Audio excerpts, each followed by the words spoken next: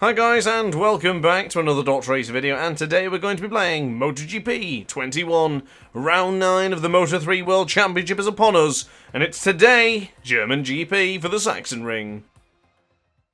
So starting in pole position is Andrea Migno with Granta McPhee in the front row, Garcia, Alcoba and Binder on the second, Rodrigo, Suzuki, Guevara, Toba, Antonelli and Artigas, Sasaki, Masia, Foggia, Fenati, Dupaschi and Acosta, Onchu, Yamanaka, Tatai, Fellon, Nepa, Koffler, Cooney, Rossi, Fernandez, Faradis Dahar and Philip Salach at the back of this German Grand Prix. We now look to the red lights, waiting for them to disappear, and they've gone, that's it! Power setting one only for the Husqvarna, of course, so we get a little bit swamped, starting off at second place, going into turn 1 for the very first time of asking. We'll be doing that 13 more times. Now getting, as Darren Binder gives me a bit of a shove, bit of revenge, bit of payback from Catalunya as now Alcobo is that Rodrigo gets up on the inside, Rodrigo lifting me up.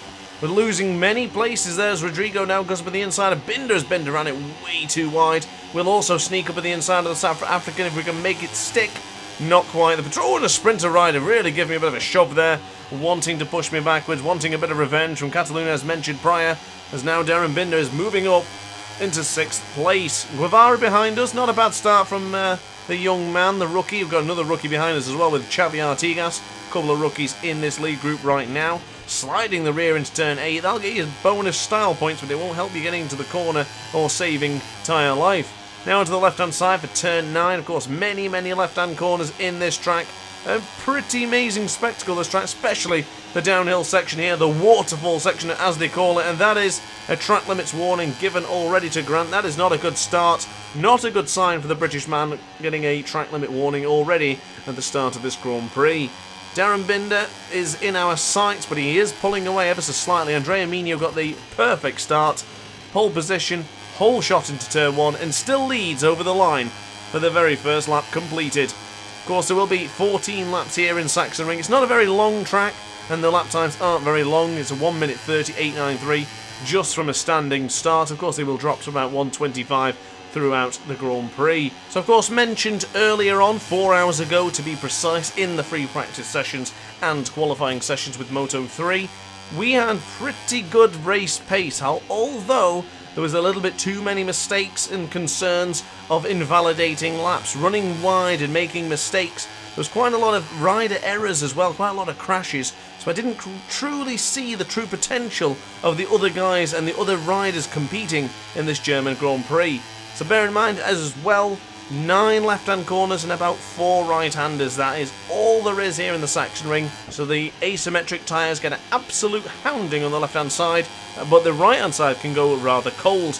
We do finally close up on the South African. Don't run it too wide there because, of course, we did struggle keeping our lines in the qualifying sessions and practicing by invalidating laps. We get ever so closer to Darren Binder. Goodness me, I had to hold my breath for a second there. I thought I was going to bump into him and end both of our Grand Prix.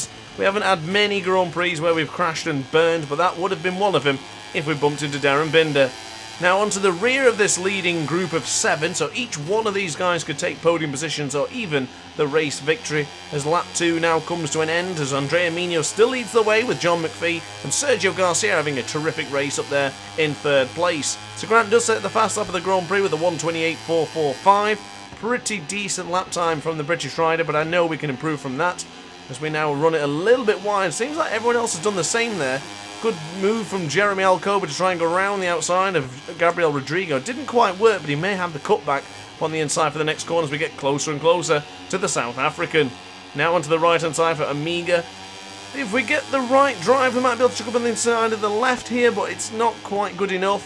You don't want to be touching the rumble strip on the left-hand side there. It's treacherous, I tell you, so keep away from it if possible. Now behind Binder as well. We need to stay in the slipstream. We have to. It's imperative because, of course, as mentioned many times before, we are only using power setting 1, as that is a wonderful move around the outside of Darren Binder, right onto the rear of Jeremy Alcoba. We've had some battles, Alcoba and myself. Not the most cleanest and not pleasant as we bump him up the rear just as right on cue. We'll get a swinging line here to try and gain extra speed, but Darren Binder impervious upon that change of direction. He takes away my nose and takes away my chance of getting in behind Jeremy Alcoba. Now onto the left-hand side for the Saxon curve. The waterfall section, of course, the most iconic part of this magnificent German GP. but right now it is not doing us any favours. That's probably our worst sector out of the entire track. Now into the slipstream of Darren Binder going across the line. That is lap 3 completed already, and as you can see, this track has a very quick and urgent feel to it.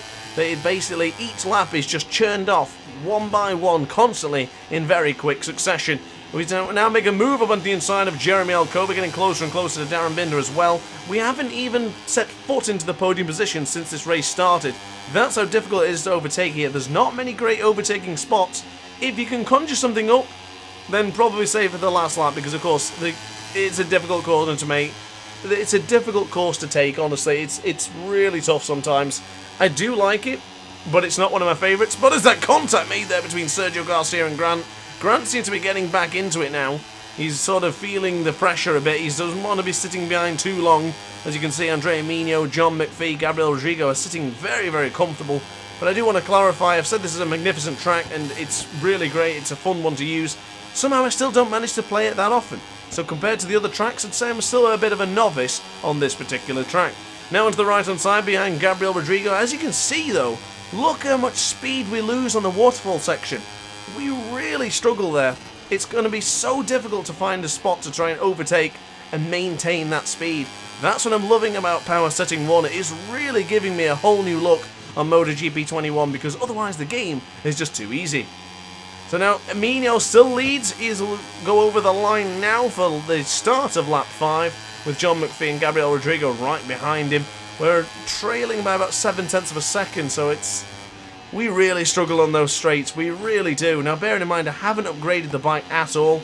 I think I did a little bit of frame upgrades at the very beginning, but I haven't touched them since. So as far as everyone else is getting better, we are stuck in the mud, let's say. But we are still very skilled and still very eager to continue to fight for this championship on board the Cyril Garda Max Racing Husqvarna. Now onto the left-hand side once again for turn 5, and just to mention, the front tyre of Grant's Husqvarna is looking a little bit worse for wear, considering it's, a big slide as we touch the outside of the track there, ladies and gentlemen. Hearts in mouths once again for the young British rider, but do be careful when going into those sections. You have to make sure you don't touch the rumble strips too much, because you can just easily go off a little bit too much and take a track invalidation. So that is now 2 out of 5 on the old penalty system for the long lap. I don't even know where the long lap penalty is, truth be told, as we get closer and closer to John McPhee. Goodness me, these two British riders have had one heck of a battle this season. Le Mans really stands out, and even in Portimao. Well, of course, we're now going to the left-hand side of John McPhee. I expected him to come there. I was ready. That's why I was already preparing myself to lift up the motorcycle just in case the Scotsman decided to jump up on the inside. So Gabriel Rodrigo is now finally taking over the first position. That is the only time so far this Grand Prix that Andrea Mino has not led over the line. So that is an interesting sign for us, but Andrea Mino has been absolutely impervious in this Grand Prix so far. Now we go around the outside of John McPhee. We are going to run it a little bit wide, and he might have the cutback. I'm preparing myself for a lunge from the Scotsman. You know how he gets. He loves to really chuck up on the inside, as Andrea Mino managed to get ahead of Gabriel Rodrigo and retake his position in numero uno, number 1. Top man, the big cheese, in position 1. I was mentioning earlier about the left-hand side of the tyre, and yes, it is really degrading quickly now. That front side of the tyre is really struggling. So is the rear, and I think I'm running a soft-medium combination, so soft front and medium rear. Don't recall, it's not as easy to see because I don't believe I'm going to show you at any point, but we're going to go a little bit wider onto the rumble strips. So he seems to have dispatched easily enough of John McPhee. We now have Rodrigo and Mino to contend with, as we now go for that wider line to then chuck it up on the inside, but we just can't get it done. Really love that move. It's one of the best looking manoeuvres you can do. It's like going into the corkscrew at Laguna Seca. If you get it right, you can really make it look good, or going into turn 2 and 3 in Le Mans. In our final sector, we do tend to struggle there. We were up by 0.3 of a second compared to our lap time set earlier. We're losing 10th and a bit, just a couple of tenths here and there, but we do have fantastic slipstream over the line for lap 7, and we do indeed set the fast lap of the Grand Prix with a 1:28.245, so there's a pretty damn decent lap time, which would have netted us pole position, but for the time being, that's all material because we are fighting for the race victory. It doesn't matter if we had pole position or not, as Andrea Mino gets super close there. Mino is riding like a man possessed in this one. Every single time someone gets through, he wants to fight back immediately. Just as we found there, we tried to make a little bit of a move, and he went straight back at us. Will we do the same again? There's Mino contact! Goodness me! Andrea Mino, that was a bit rough and ready, wasn't it? Goodness me!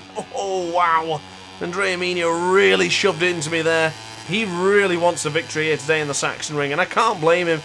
Winless this season, he wants to feature right on the top because he is one of the championship protagonists, and getting a win would really cement his status as one of the bad boys, the big boys, the best of Moto 3. Now onto the left-hand side for turn 9. Of course, difficult corners when your tyres are looking as bleak as ours, and then flicking it to the right-hand side when our power setting is low. This is going to be one of those tracks that is really demanding, and it's going to get even tougher as this race continues. As Andrea Mino now looks to go in the inside, it's getting closer and closer as Rodrigo tries to hang around the outside. He almost had an armful of Dunlop front tyre, but Mino now back into the lead. Magnificent Mino into the lead. Brilliantly done. Gabriel Rodrigo's held back a little bit, so therefore he's come back to us. This is a battle of Dine Easy Leathers riders as well, as I've just noticed. All three riders rocking Dine Easy Leathers. It's odd to mention that, but still I found it somehow worth mentioning. Now into turn 1, getting closer and closer to Gabriel Rodrigo. Now Rodrigo has been in the battles, but he's still yet to take a victory. And of course he is one of the championship favourites as well, as we now dive over the inside potentially. Oh, 2 for 1 perhaps. I don't think it could be done. Can it be done? Over the inside of Amiga. Beautifully done, but Mino fights back immediately. Immediately, with a bit of an amalgamation of names there as Gabriel Rodrigo gets over the inside, and Grant pushes him wide. These two as well, looking really racy. We get closer and closer to Rodrigo. Give him a shove of my front Dunlop tyre. Take a look at that sunbeam as we get closer and closer to the Argentine. Italy versus Argentina versus Britain. What a battle this is going to be. And it's only, what, like 7 laps remaining as we get over the inside of Rodrigo. Beautiful move from Grant. That is determination as Rodrigo fights back immediately. Wow, what a fight this is going to be between these three gentlemen. John McPhee, Garcia, Bindel, Koba, Masia. They're in a battle of their own right now. They can't compete with the speed and the sheer determination of these three gentlemen at the head of this Grand Prix. Now breaking into the final corner for the Queckenberg. We don't get the same slipstream coming out of that corner like these guys do, because of course these two are a little bit closer together. We've lost about 4 tenths per second to Gabriel Rodrigo, and across the secondary line we were lost about 2 tenths extra. 5 tenths behind we were going into turn 1.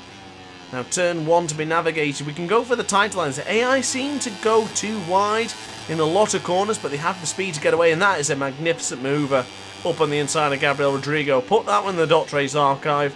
Let him run it wide, take advantage and go up at the inside and give it full throttle. Beautifully done that.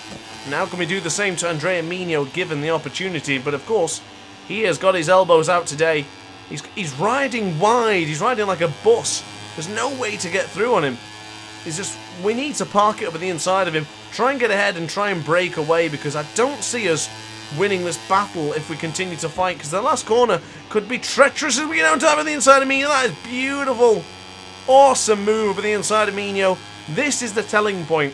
Going into the waterfall section, can we maintain the lead into the braking zone for turn 12? Now into the right side for turn 11, we have 2 tenths of a second to play with. Still 2 tenths. Could it be less than that by the time we get into the final corners? Now for turn 12, the gap is still 2 tenths of a second. Never mind, it's down to a tenth, and it's down to less than that in a moment's time. Now onto here to the left-hand side for the final corner. Mino's right there. Forget about it. We have to... Oh, I don't know. It's so difficult to predict where we're going to go. And look at the boys! I'm getting swarmed! Mino on the outside, Rodrigo on the other outside. Absolutely sandwiched in Italy, British, and oh my goodness, we're going to say barbecue for some reason. And Italian sandwich. That was... Oh my god. We have to beat them well and truly before the waterfall section. Otherwise, it's good night Vienna. It's just not going to happen. Now can we get over the inside of Mino? This time going to run it a little bit wide. A little bit too hot there. Both riders get ahead of us. Brilliant stuff this. What a battle. We have got another superb battle here in Moto 3. This career mode in Moto 3 has been absolutely awesome so far. If you haven't subscribed, guys, now's a great time to do so. I implore you, I really do. This has been brilliant so far. This has been absolutely awesome. The season I desperately, really wanted. Every time MotoGP 21 comes out, I want a season just like this, and it's come to fruition. As Rodrigo goes around the outside. You can't do that, that's my move! I do the round the outside, as Rodrigo goes back up the inside, quite no! Oh my god. Argy-bargy, Dunlop tyre on everyone's shoulders and arms. Boots, feet, cuts, bruises, everything, you know it. Everyone's going to get beaten up in this one. Absolutely phenomenal race between these three guys. It's clean, but aggressive at the same time. It's been really good. And there's nothing better than fighting with the AI, just giving them everything you've got, and then giving them just as good back. So we are much slower than where we were earlier on, but right now we're focusing on the battle. This is a lot of pride at stake. Championship points that are crucial for the main attraction towards the end of the season. We've run it completely wide into turn one. Oh my god. I thought that was going to be it for sure. But thankfully we do hold on, and you can see the front tyre, the left-hand side, has disappeared completely. That is still in the main menus waiting for a tyre change, but we're still out here racing. So I don't know what we're going to do in that front tyre, but we're just going to keep going, pushing as much as we can, and just see where we can end up. This is going to be a difficult race to beat. Mino and Rodrigo, they're like riding like two men possessed right now. I would say they have the upper hand right now. We have to conjure something up. I've not been able to get ahead, start leading this Grand Prix and churning out some lap times. Usually I don't get a chance to do that in Moto 3, but I certainly haven't had the opportunity to do so here. I'm not even toying around with them on this one. They are going for it. I'm really enjoying this one. It's a brilliant fight. But getting into the slipstream of Rodrigo, into the slipstream of Mino as well, so it's a double slipstream. 1-2, Mino, Rodrigo right there. Can we get closer? Oh, almost leant onto the side of this Comoli Grassini. Didn't fancy doing that, because of course the Honda man is very, very aggressive in that final corner. And then of course the final corner for the Queckenberg. Getting closer and closer. We need a good exit here, but it's getting tougher and tougher to leave that corner and maintain a good amount of speed when your tyre is that dead. It's looking absolutely bleak. There's just no way. Now, 3 laps remaining, guys. I can't believe I'm saying that already. It is absolutely flown by. Can we go to the inside of Rodrigo? Oh, wow. So good that I lifted the front end of that Husqvarna then, because that would have been curtains for not only me and Rodrigo as well, but probably even the race leader, Andrea Mino. Now onto the right side for Amiga. Still got the 2 track limit warnings from earlier on. Don't think that's really a concern right now, as long as we don't touch any of the outside barriers once again. And we just stay within the parameters, we should be absolutely fine. Now I'm going to let you into a little DrAce secret right now. I usually know where I'm going to overtake. I've got it in my mind, I know where the AI is slow, I know where I can pretty much go for it, but honestly here in the Sachsenring, I'm not finding that particular location. We managed to get around the outside of Gabriel Rodrigo there. Can we do the same to Andrea Mino? If there's a time to strike, it's now. There's Rodrigo learning that as well as we get pushed wide. Didn't fancy him getting there, and that's a bit harsh. A warning on that occasion. I was running it wide because I didn't want to let Rodrigo bump into the side of me. I was rather than just get up at the inside. And speaking of getting with the inside, Gabriel Rodrigo certainly had a look there. Oh, he is so close. But I've got to say, Mino is looking like the man to beat in this track right now. Rodrigo's looking pretty good, but Mino looks like he's on another level. Every single time Gabriel Rodrigo tries to get the lead, Mino takes it back immediately. But bigger fish to fry right now, as we are down by 0.7 of a second to race leader Mino, as Gabriel Rodrigo he's attempted the outside mover and it's worked. Great stuff for the Argentine. I do apologise for slagging him off a second ago then, I guess, saying that Mino was the better man. Rodrigo fought back immediately, and he showed his true colours. He shows his worth. Good stuff from the Argentine.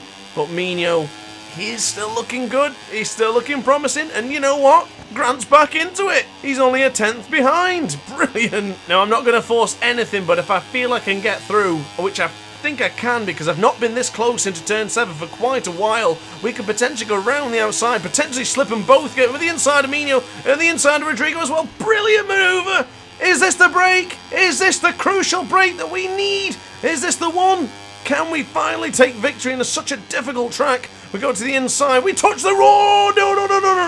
Oh, no. We've touched the green once again. We have to be squeaky clean from here. Completely clean. We must not make a mistake as Rodrigo. Where on earth did he get that speed from? Not even Mino. Oh, my goodness. Both of them have pinched my pockets in just one corner as the boys are getting closer and closer. Ridiculous racing between these 3 guys. Mino get into the lead. Can we get Husqvarna get back up on the inside? If that's a carbon copy of what's to come, Mino's going to win this one. We have to be perfect near on out. Qualifying wasn't perfect. Mino beats in that one. We're not letting him beat us twice. No way. Mino up into the lead. Is it still? Grant's got the lead. I can't see up on the right hand side of my screen. Grant's into the lead. He has not led into turn 1 until now. So this is it. Oh, forget it. Forget about it. Andrea Mino fights back. Rodrigo around the outside. Grant's getting closer to Mino. Oh, that was close. Almost rubbing his leathers there. Goodness me. Rubbing his racing, of course. Never forget that. Over onto the left-hand side for turn 6. Things are heating up. I don't know about heating up. Fire has already gone in fuego now. On the left-hand side, can we go around the outside of Andrea Mino? Brilliant defense if he can stop us. He's pushing us wide a little bit. We can't go around the outside. Magnificent defense from Andrea Mino. The V&E rider is brilliant on the brakes into that corner. We might have the inside line. No, not quite. Potentially here. You know I'm quick. Be careful of touching the green. Oh, just clipped the rear tyre. That could have compromised our speed.